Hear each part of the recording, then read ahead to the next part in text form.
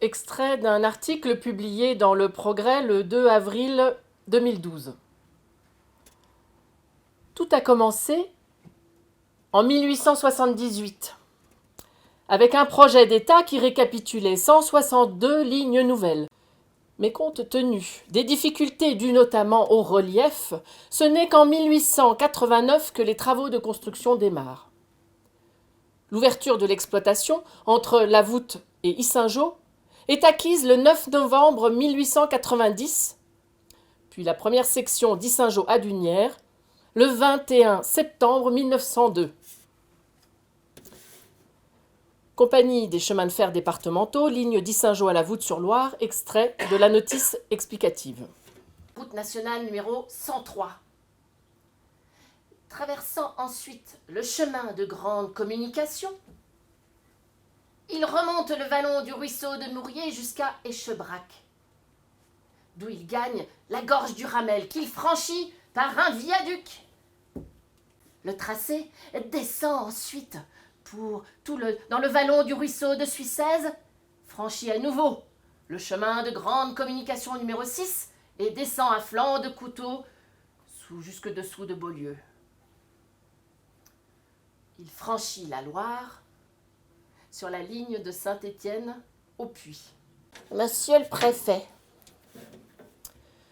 par suite de la construction de la ligne ferrée d'Yssingeaux à La Voûte-sur-Loire, une partie de ma prairie ne peut plus être irriguée et les eaux sont retenues à gauche de la ligne, sur ma propriété, par le remblai qui forme barrage.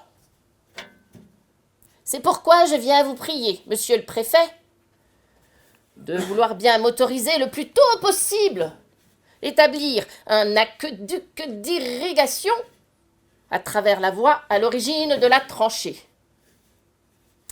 Veuillez agréer, monsieur le préfet, l'hommage de mon respect, veuve Charbonnier. Où viennent s'embrancher les deux voies de la remise à 4 machines. Une pour la remise à voiture, une autre extérieure, desservant les accessoires habituels de tirage. Un bâtiment pour les 3 services est érigé à proximité. Le bâtiment des voyageurs est du même genre que celui de Saint-Agrève et la halle est séparée. Comme dans toutes les gares importantes de l'époque, un édicule est réservé à la lampisterie et abrite les lieux d'aisance. Première catégorie, passage à niveau public, gardé. Deuxième catégorie, passage à niveau public non gardé. Troisième catégorie, passage à niveau public isolé pour piétons ou pour bêtes de somme. Quatrième catégorie, passage à niveau privé. Les passages à niveau de la première catégorie sont munis de barrières, gardées sur place ou à distance. Les barrières sont habituellement ouvertes. Entre les deux guerres, la galoche a bénéficié d'un regain d'intérêt, permettant de rejoindre confortablement les villes du Puy et de Saint-Étienne, mais aussi la vallée du Rhône. Régulièrement, les habitants de la région stéphanoise viennent se ravitailler et la galoche joue un rôle économique majeur. Je viens d'être saisi de nombreuses protestations au sujet de l'éventuelle suppression du trafic des chemins de fer départementaux entre Rocoul et Yssingeaux. J'ai été récemment alerté au sujet de la même question par Saint-Julien-du-Pinet, et je le suis aujourd'hui par les employés de la gare d'Yssingeaux. Inutile de vous dire que partout où il le faudra, je multiplierai les efforts les plus énergiques pour que nos pays, et vos communes en particulier, ne soient pas victimes de ces brimades, d'ailleurs bien invraisemblables. Le ministère des Travaux publics a donné mission à l'un des ingénieurs, il y a quelques mois, de rechercher des économies possibles à réaliser dans le cadre de la coordination du rail et de la route.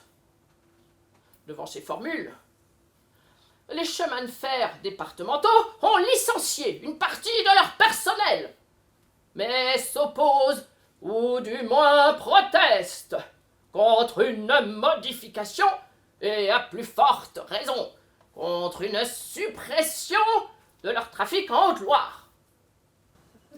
Le tracé a son origine à la station d'Issingeaux,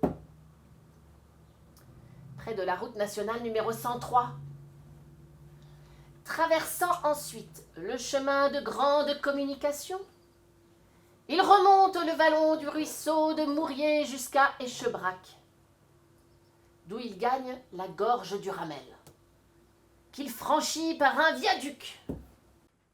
Je viens vous prier, monsieur le préfet, de vouloir bien m'autoriser le plus tôt possible à établir un aqueduc d'irrigation à travers la voie à l'origine de la tranchée.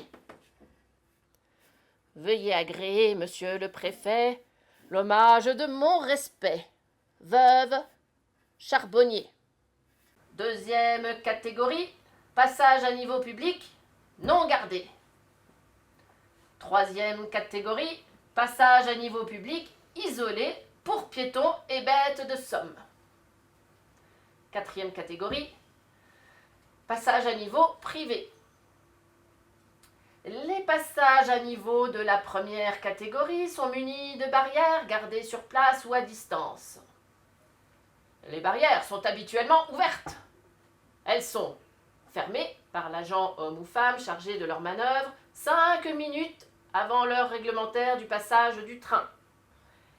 Le garde d'un passage gardé sur place doit, lorsque les barrières sont fermées, se tenir près de celle-ci de manière à éclairer le passage avec sa lanterne à main. Le passage à niveau de deuxième catégorie n'est pas menu de barrière et n'est pas gardé. Un poteau doit être placé de chaque côté du passage pour inviter le public à prendre garde au train avant de s'engager sur le passage à niveau.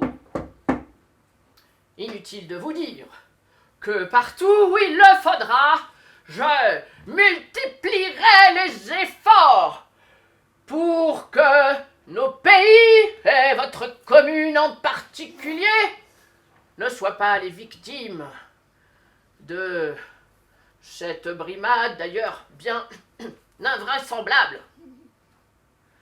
Après en avoir délibéré, désirant faciliter à l'administration des eaux et forêts son projet d'assurer à Issingeaux le logement de son chef de district, décide de céder à cette administration le bâtiment des voyageurs dépendant de l'ancienne gare, avec terrain pour la somme de 2 millions de francs.